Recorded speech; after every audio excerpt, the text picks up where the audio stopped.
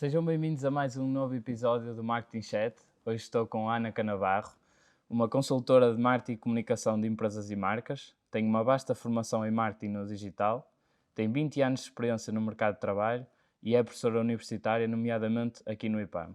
Obrigado, Ana, Obrigada por pelo estar convite. aqui e ter aceito a oportunidade de estar a falar connosco.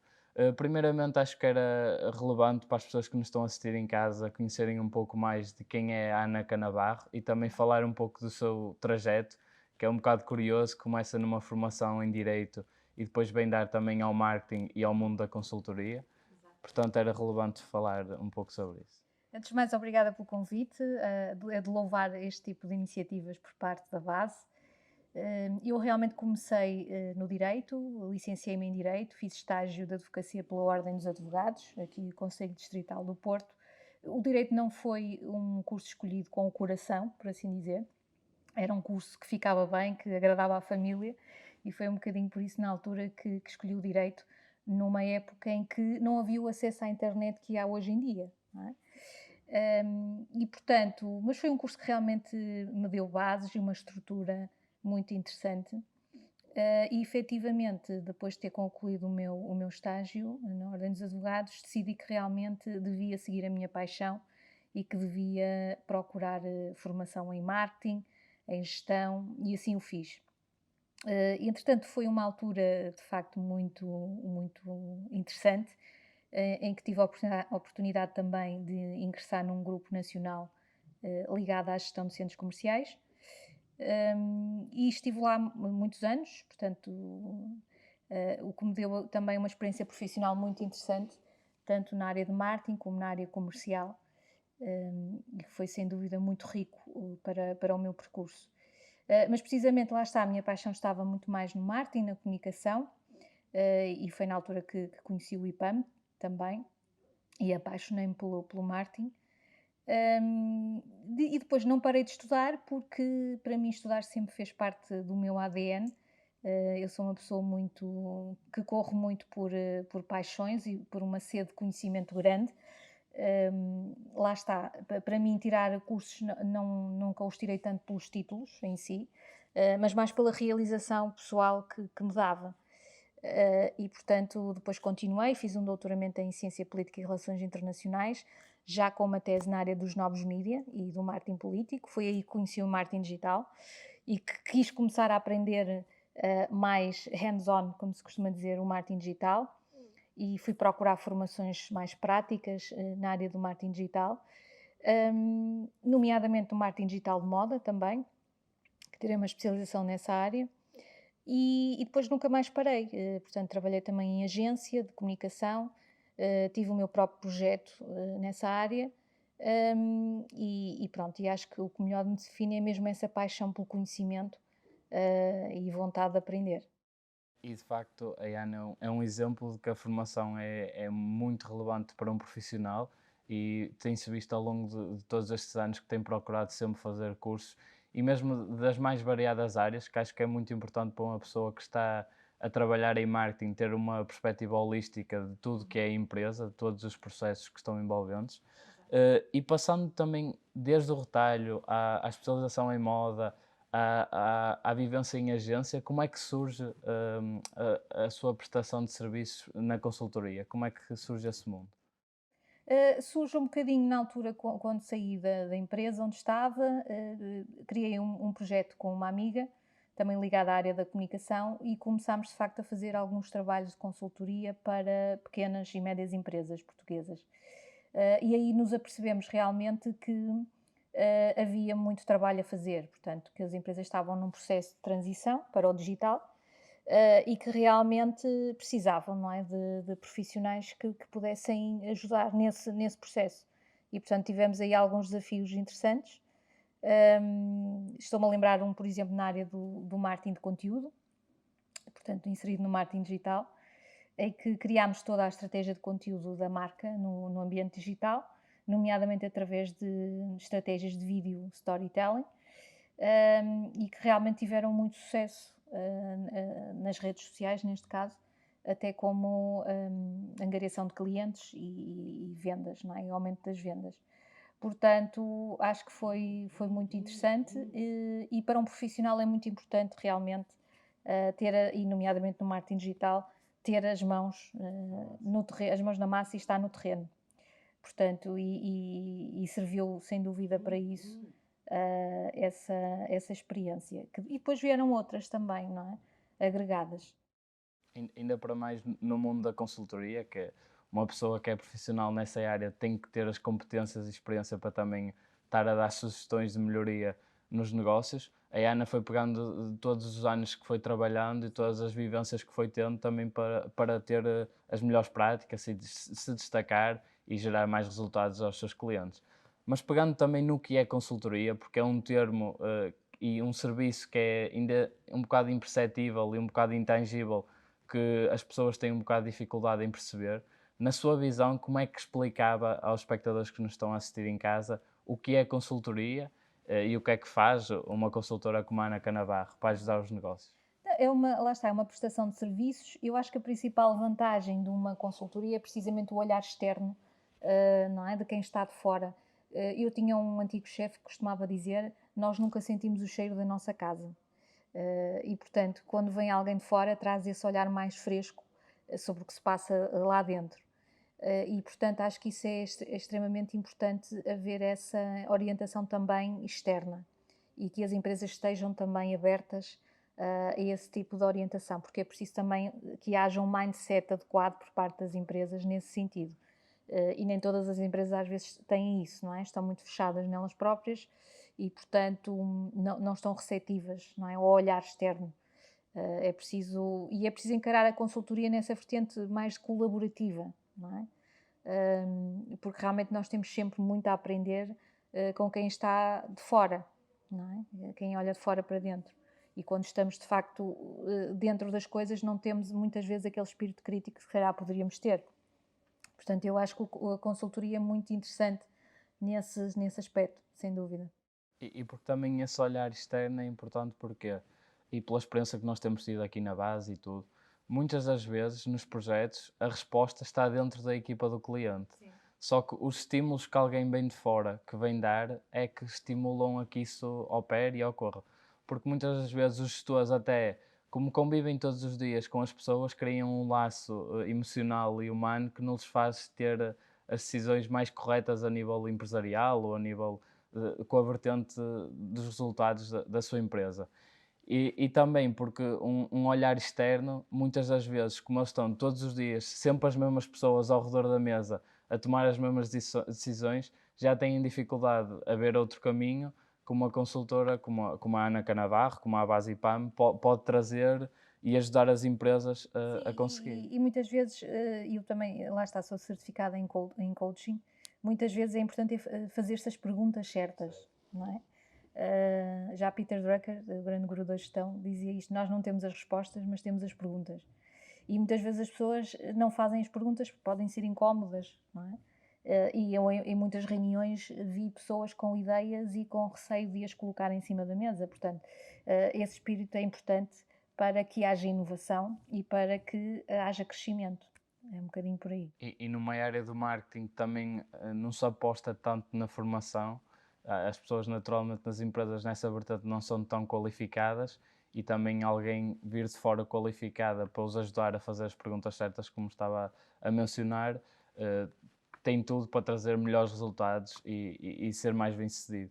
E pegando também nisso, gostava de lhe perguntar qual foi o projeto a nível de consultoria mais desafiante que já enfrentou até hoje? Foi precisamente um projeto na área do mobiliário, uma empresa mobiliário, com um gestor com um mindset receptivo, precisamente, que quis definir toda a estratégia de conteúdo no ambiente digital. E, portanto, foi muito, muito interessante.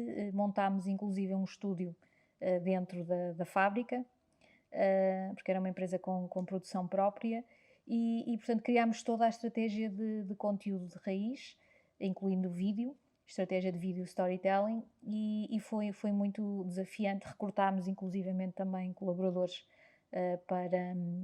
para nos auxiliarem, e os resultados foram muito, muito interessantes, o que prova que realmente quando as empresas se apercebem da importância de apostar no marketing e na comunicação, que depois vêm a colher frutos, não é? Ainda há muito esta visão de que realmente não há orçamento para isto, não há orçamento para aquilo, mas tem que haver orçamento para aquilo que é importante, não é? Para aquilo que nos traz retorno, que nos traz clientes, que nos traz vendas. Portanto, para haver crescimento tem que haver investimento, e isso é importante. E a nível da consultoria, uma das coisas mais difíceis e que temos de ter cuidado enquanto consultores é mesmo esse gap cá com o cliente. É nós perceber exatamente qual é o problema que eles têm e deixar claro o que é que nós vamos fazer e como é que os vamos ajudar, porque senão alguém está a fazer um trabalho e depois no final não chegam àquela congruência de ideias e as coisas não dão certo.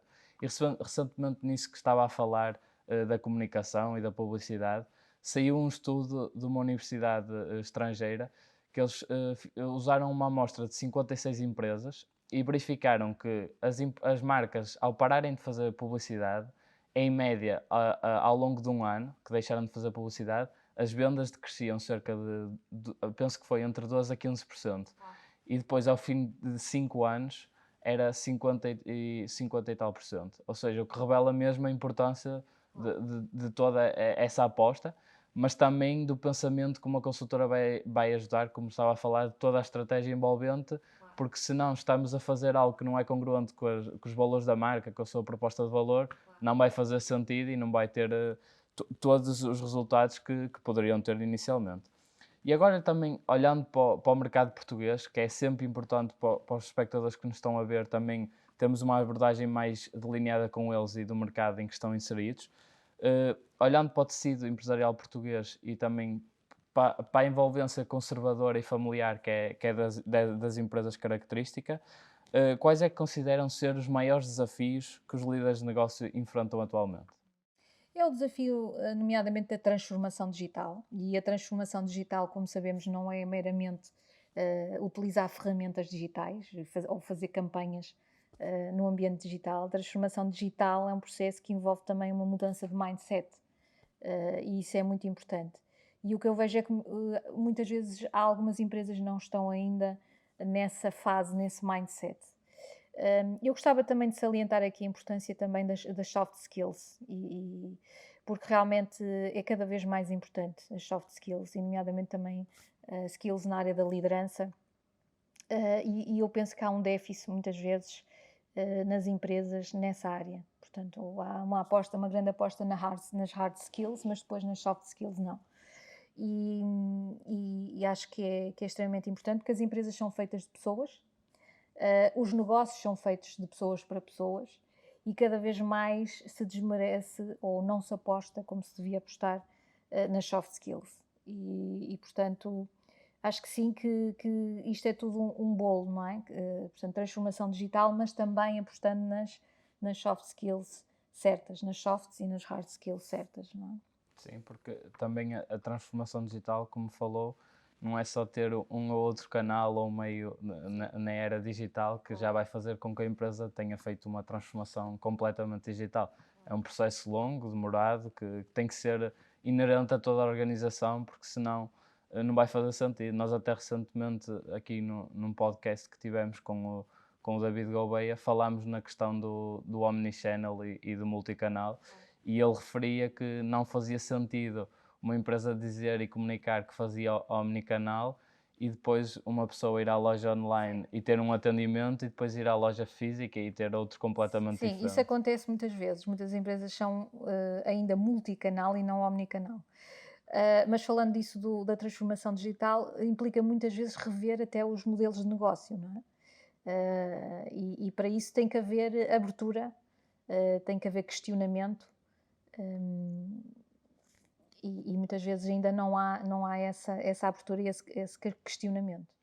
A Ana, quando enfrenta em alguns projetos assim líderes de negócios, gestores que são um pouco mais fechados e que têm dificuldade nessa abertura, quais são algumas práticas que a Ana costuma fazer para tentar Olha, eu dinamizar? utilizo muitas práticas do coaching, nomeadamente a escuta ativa. Saber escutar é muito importante. Por isso é que eu digo que as soft skills podem alterar realmente muito as coisas para positivamente.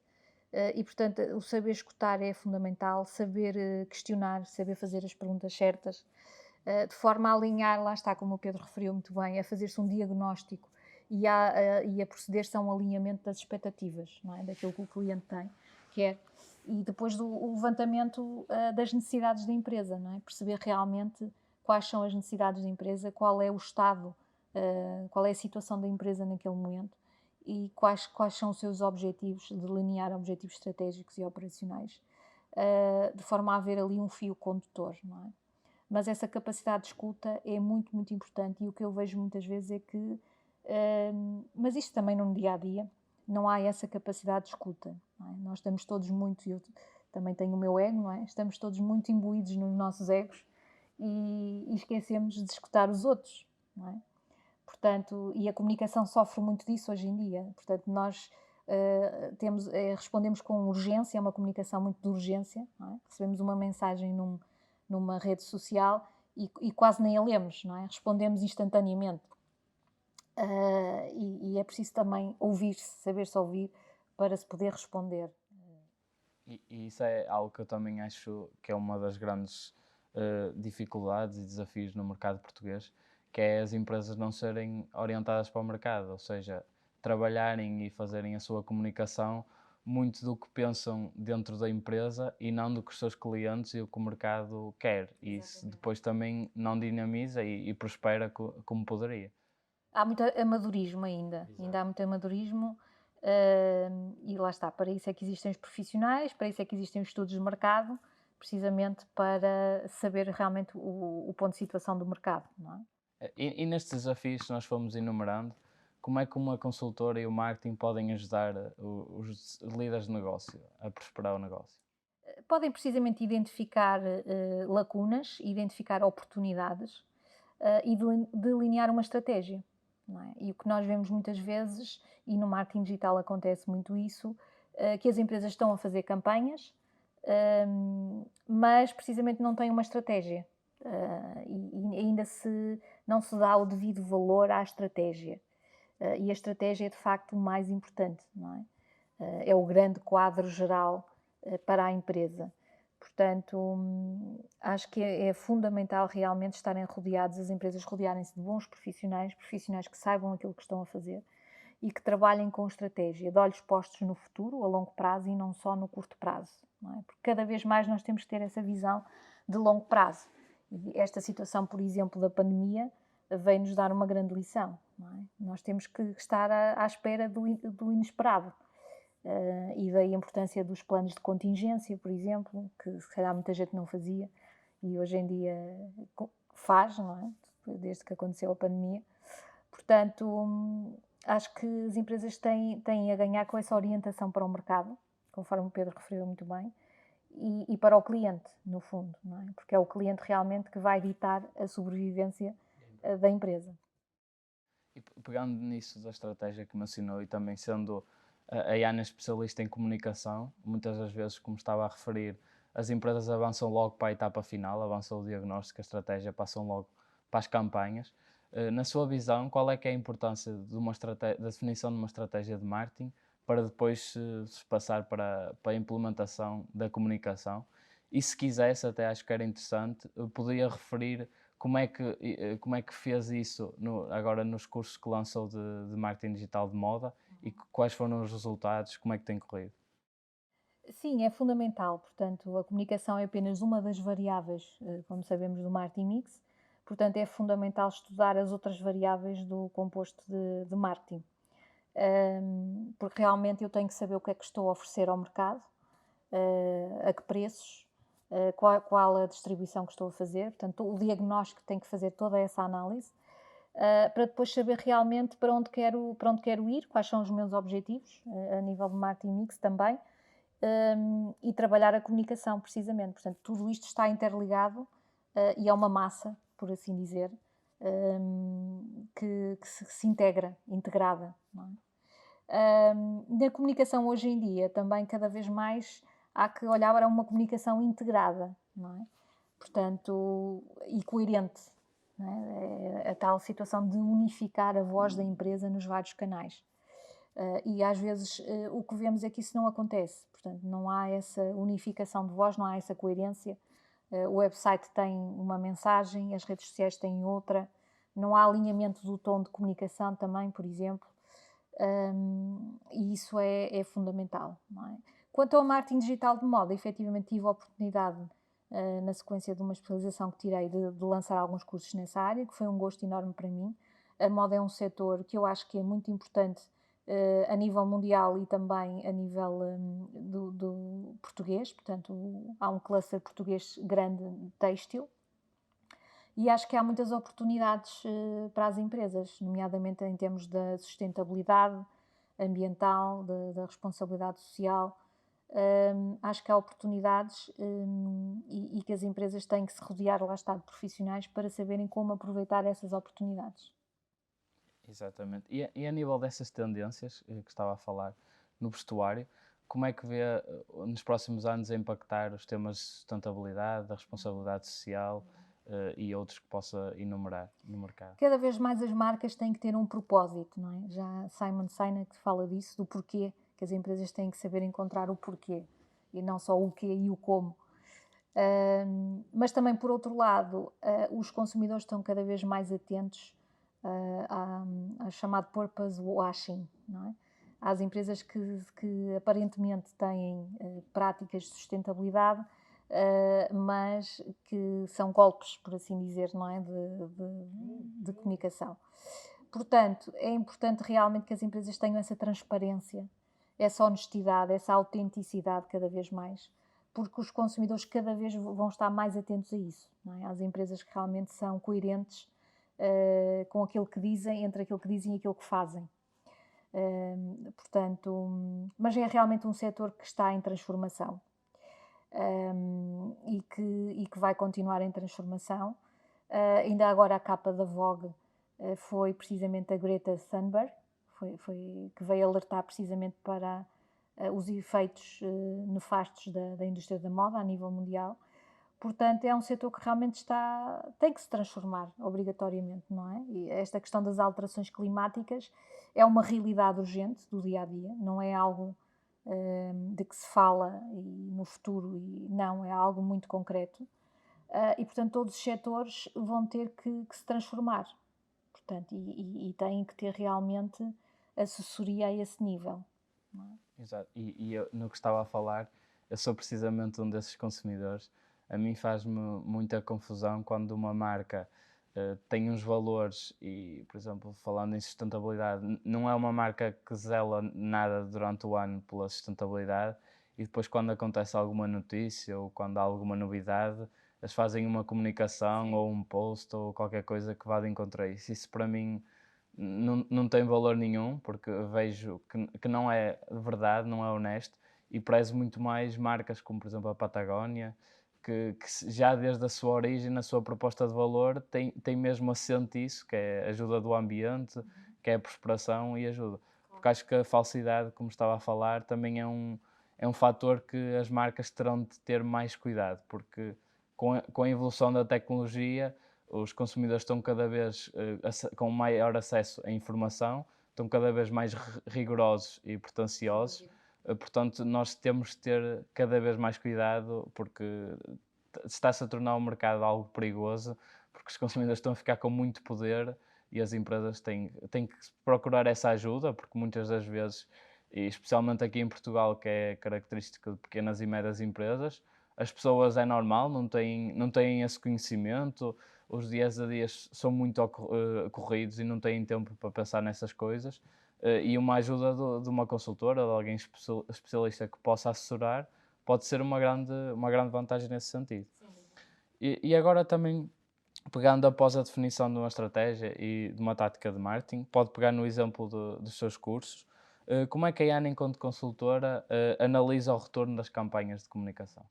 Eu ultimamente tenho dado alguma formação na área das redes sociais, do social media, e efetivamente, lá está, no digital tudo é medido, não é? Temos os insights, não só das ferramentas do Facebook, como das próprias ferramentas, como também de ferramentas externas. Portanto, tem que haver de facto definição de objetivos, de definição de KPIs, de indicadores de performance, e depois o levantamento das métricas, não é?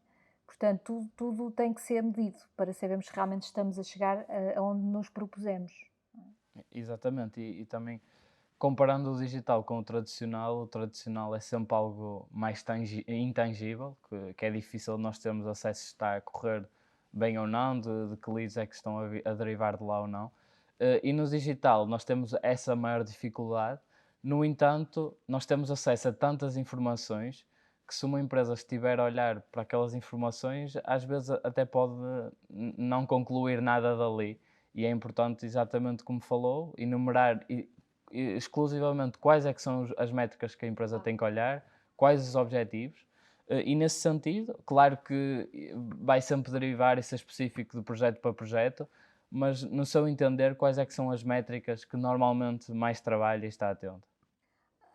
Desde logo a questão do número de leads, por exemplo, não é? As conversões, nomeadamente em vendas, a questão do engagement também, a questão da notoriedade, portanto, há tudo métricas que nos permitem precisamente averiguar isso tudo. No e-commerce, muito a questão das conversões, dos carrinhos de compra abandonados, por exemplo. Depois também há outras métricas na área do Customer Experience, também muito importantes, como o NPS, por exemplo, o Customer Effort Score.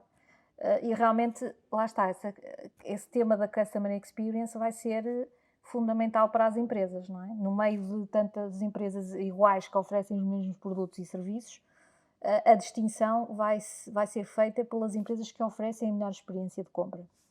E para isso é preciso medir, não é? É preciso definir objetivos, é preciso medir, é preciso fazer mapas de Customer Experience, mapear os sentimentos do consumidor na jornada de compra, de forma a realmente sabermos o que é que estamos a entregar em cada touchpoint, não é? Porque realmente não adianta eu ter uma promessa, uma proposta de valor e depois ao longo dos touchpoints não estar a entregar aquilo que eu prometo, não é? E o que é incrível hoje em dia é que em 5 minutos ou menos as empresas perdem clientes, não é? E ainda no outro dia fiquei desagradada com uma resposta de uma empresa e por acaso respondi e enviei um e-mail a explicar a minha insatisfação, mas na maior parte das vezes os clientes não reclamam. Portanto, e a reclamação é sempre uma oportunidade para as empresas, não é? E esta questão, conforme eu referi, do Customer Experience Management é fundamental. E sendo o Customer Experience um diferencial hoje em dia nas empresas, e como estava a falar, é algo que não só cabe ao marketing, mas é algo que tem que ser feito entre toda a empresa, porque se uns dão resposta e os outros vão e fazem outra no sentido, vai criar uma má experiência no consumidor. Como é que o marketing pode ajudar a empresa a pensar de maneira mais holística e a congregar toda na Customer Experience da empresa? Pois lá está, o marketing, como sabemos, é uma função transversal de toda a empresa, não é? Não pertence só a um departamento. E cada vez mais se fala nas relações horizontais e não verticais. Sabemos que o trabalho está a mudar, as formas de trabalho estão a mudar. As empresas são cada vez mais organizadas em equipas e trabalham em equipas de uma forma horizontal e não hierárquica. Portanto, toda esta transformação é de facto uma transformação holística, conforme o Pedro referiu muito bem, e o marketing é uma função de toda a empresa, não é? Eu gosto muito desta dinâmica também de transformação do trabalho. Acho que realmente há muitos anos que o trabalho precisava de ser repensado. E a pandemia veio ajudar nisso, não é? Nas formas mistas de trabalho, no trabalho remoto e presencial, e eu acho que isso é já há muito tempo que devia ter sido implementado. Porque realmente, se as empresas são feitas de pessoas, as pessoas têm que se sentir bem também no ambiente de trabalho, não é? Como é óbvio, cumprindo objetivos, como é óbvio, sendo monitorizadas por cumprimento dos seus objetivos, mas também sentindo um ambiente realmente e sentindo uma pertença à empresa, não é? Esse sentimento de pertença é muito importante. Um ponto que aí tocou muito interessante foi que o marketing devia ser algo transversal à empresa.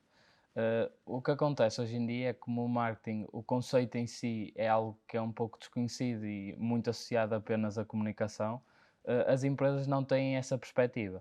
E recentemente, pegando nisso da Customer Experience, o Nino Carvalho até mencionou que algumas empresas já andavam a criar departamentos e pessoas responsáveis pela experiência do consumidor e que na ótica dele não fazia sentido nenhum, nem tinha cabimento, porque isso devia ser algo transversal, como falou, na empresa toda e não devia ser apenas da responsabilidade de algumas pessoas, porque depois acabam por ficar só aquelas pessoas responsáveis e se toda a empresa não estiver unida não consegue dar mesmo essa resposta.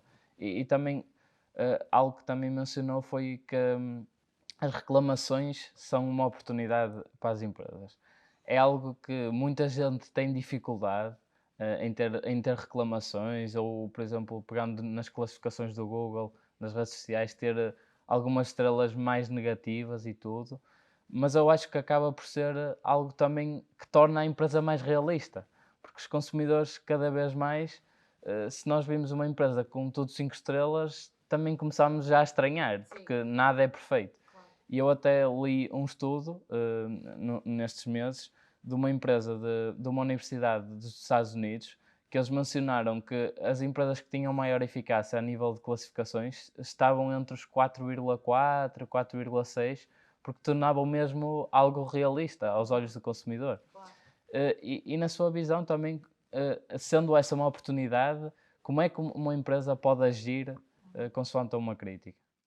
A forma como a reclamação é tratada pode fazer toda a diferença. Eu já tive ocasiões, sempre fui uma consumidora exigente, mesmo antes de lecionar a Customer Experience Management, e efetivamente, muitas vezes, eu mudava a minha opinião sobre a empresa dependendo da forma como me tratavam a reclamação.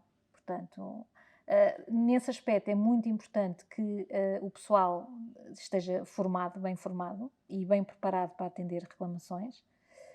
E o que se nota, e às vezes nas pequenas e médias empresas, é que não há essa preparação dos funcionários, não é? E, portanto, essa formação é imprescindível, porque realmente as pessoas que estão na linha da frente são as que dão a cara pela empresa, são o rosto da empresa, e podem perfeitamente mudar completamente a opinião do cliente. Eu sei por experiência própria. Portanto, é uma área imprescindível para as empresas. E é uma área em que as empresas têm que apostar muito. E eu, por exemplo, agora no digital, ainda há pouco tempo experimentei uma plataforma digital em que realmente fiz uma pergunta e passado 5 minutos responderam. Eu achei incrível, nunca tinha tido um atendimento tão rápido a uma questão.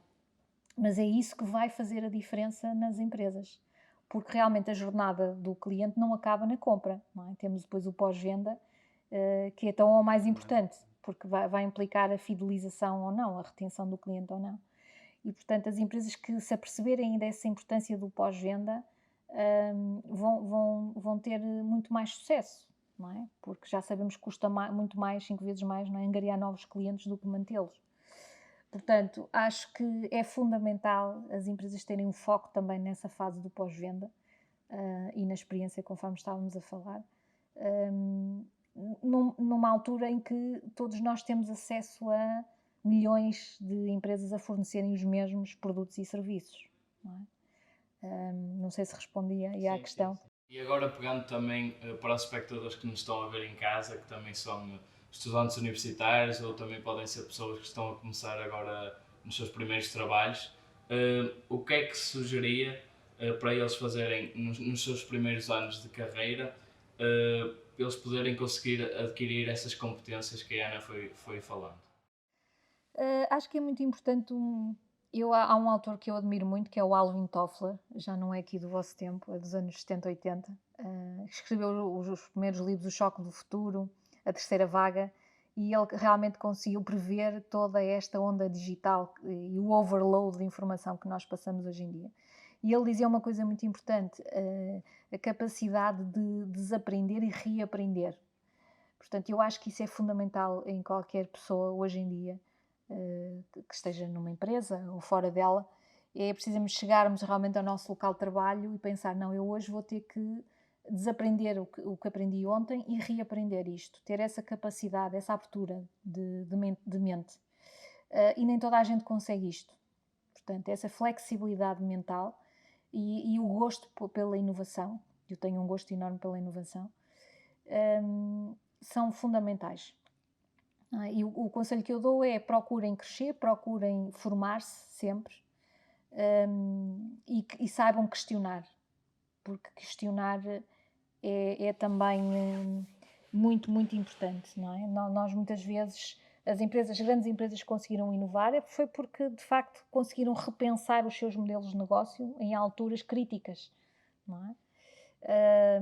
E portanto, e agora na pandemia o que vimos é que muitas empresas foram obrigadas a repensar efetivamente os seus modelos de negócio, a incluir novos serviços, por exemplo, não é? Como foi o caso dos restaurantes, da restauração. E portanto, muitas vezes a estratégia poderá passar, por exemplo, pela inclusão de novos serviços ou pelo lançamento de outro produto. Portanto, tem que haver esta capacidade de pensar mais além, não é? E de pormos em questão as nossas crenças, não é? Isso é fundamental. E depois trabalhar com paixão. Quando se trabalha com paixão, é um ingrediente secreto que faz toda a diferença. E ao nível dessas experiências, para ganhar essas competências, o que é que indica que eles possam ir fazendo, e também o que é que lhes aconselha ao longo desse processo evolutivo? Por exemplo, uma experiência na área comercial acho muito importante. Saber lidar com o cliente, ouvir o cliente, perceber realmente quais são os problemas e as dores dos clientes. Portanto, esse estágio na área comercial acho que é muito importante. E depois, claro, toda a formação no digital, também, nas ferramentas digitais, na tal analítica digital, e de e-commerce também, não é? O comércio eletrónico está em crescimento, como sabemos. Portanto, muitas empresas tiveram que realmente abrir lojas online, tiveram que reequacionar os seus modelos de negócio. Cada vez mais há a fusão do digital com o mundo físico, não é? Os dois estão a interligarem-se. Falamos da tecnologia também dentro das lojas. Todas as lojas, conceitos de loja física vão ser repensados no sentido da experiência. E, portanto, os marketeers hoje em dia têm que ter essa capacidade de transformação, de pensar rápido, e de se formarem continuamente. Portanto, a velha ideia de que uma licenciatura já nos dava, não é, já nos abria a porta para o mercado de trabalho e pronto, está completamente ultrapassada, não é? Hoje em dia temos que estar sempre em permanente atualização e ler muito, ler muito. E essa parte que a Ana falou também da sua experiência ter começado no âmbito comercial e também ter tido aquela perspectiva de venda, também se revelou interessante porque em muitos casos nas empresas e em muitos exemplos que nós temos convivido, mesmo aqui na base, há algum desconforto e aquela não sintonia muitas vezes entre o departamento comercial ou de vendas com o departamento de marketing. E a Ana também ter tido essa experiência de conhecer o outro lado, de saber o que é que os comerciais passam, o que é que eles têm de fazer e adquirir para conseguir novos clientes, quais as suas dificuldades, também ajuda agora numa posição de consultora de marketing a trabalhar mais em sintonia com eles e a potencializar melhor as prospects para eles também converterem no negócio, porque afinal de contas nas empresas é o departamento comercial e o de vendas que no final das contas traz o dinheiro efetivamente para a empresa. É extremamente relevante, acho que é um fator crítico de sucesso, essa coordenação entre o marketing e as equipas de vendas. E muitas vezes isso não acontece, portanto, nas empresas. E hoje em dia não há desculpas para não haver essa integração. Portanto, hoje em dia as empresas não podem correr o risco de terem esse desalinhamento interno. Portanto, tem que haver, de facto, muita integração, muita consciência dos objetivos que são comuns, e interdependência. Portanto, tem que se trabalhar dessa forma, porque senão as empresas têm os dias contados, não há hipótese. E agora passando também para uma vertente mais prática, a Ana, por exemplo, quando está a trabalhar como consultora e vai a uma empresa, como é que faz essa união para ter o comercial junto a si, e estar inerente ao seu trabalho para ajudá-la a pensar e executar melhor o seu trabalho? Eu não tenho, ultimamente não tenho trabalhado com equipas comerciais, mas falo da minha experiência, que passei por empresa e senti muitas vezes essa descoordenação, hum, e que realmente não pode haver. Hoje em dia já não pode haver. Portanto, isso é uma coisa que tem que ficar no passado, não é? As pessoas têm que estar de facto alinhadas, tem que haver uma cultura empresarial de alinhamento, porque realmente o cliente é rei e cada vez mais é rei, conforme o Pedro falou. O cliente tem muito poder hoje em dia, não é? É um consumidor, falamos de consumidores empoderados que têm uma voz ativa, a concorrência é muita e, portanto, as empresas não podem correr esse risco de estarem desalinhadas internamente. Portanto, tem que haver ali uma coerência interna que passa para o exterior. Não é? Se de facto o interior não estiver resolvido, isso vai comprometer de facto a imagem que é passada para o exterior. Não é? E agora acho que também era importante nos virarmos não só para os espectadores que nos estão a assistir, que são estudantes, mas também para aqueles que são líderes de negócio, ou diretores ou gestores, e perguntar à Ana que conselhos é que daria para eles terem atenção nos seus negócios, no seu dia a dia e também para longo prazo, ao nível de marketing e comunicação, de modo a impulsionar o seu negócio, a sua atuação no mercado e as vendas. Eu acho que é essa questão da diferenciação. eh, Pensar realmente, haver espaço no dia a dia, que às vezes é difícil, porque as pessoas estão cada vez mais inundadas, não é? De trabalho e de operações, terem também a capacidade de pensar na diferenciação, não é? Como é que podem atingir essa diferenciação no dia a dia, não é? E na comunicação, pensar realmente em que mensagens-chave realmente podem ser estruturadas de forma a passar a proposta de valor da empresa de uma forma diferenciada, não é? De uma forma humanizada até. Porque hoje em dia a humanização da comunicação é muito, muito relevante. No mundo da tecnologia, não é? Nós precisamos também de humanização. Aliás, Kotler fala disso no Marketing 5.0, da tecnologia ao serviço do ser humano. E portanto, eu, por exemplo, através dos canais digitais, das redes sociais, através do conteúdo que eu produzo, eu consigo humanizar a minha marca, não é? Consigo chegar ao coração dos meus clientes. E isso faz a diferença. Agora, é preciso também que as pessoas tenham espaço também para essa margem, não é? Para pensarem em como se pode atingir a diferenciação. E eu lanço esse desafio. Portanto, pensem de que forma é que podem humanizar as vossas marcas no dia a dia e passar de facto essa diferenciação para o cliente. E pegando também nisso que a Ana falou, uma última questão que eu lhe faria seria quais é que acha que são as oportunidades de crescimento para uma empresa estar a cooperar com uma consultora? É que tudo aquilo que nós dissemos até aqui, não é? Muito ter um olhar fresco, um olhar externo, ter a capacidade de fazer as perguntas certas, de olhar a longo prazo, uma visão de longo prazo e não curto prazo, de pensar estrategicamente, que muitas vezes as empresas no seu dia a dia não têm esse espaço para pensar estrategicamente, não é? Para redefinir modelos. E lá está, pessoas que já têm mais essa experiência e esse espaço podem trazer de facto grande valor para as empresas.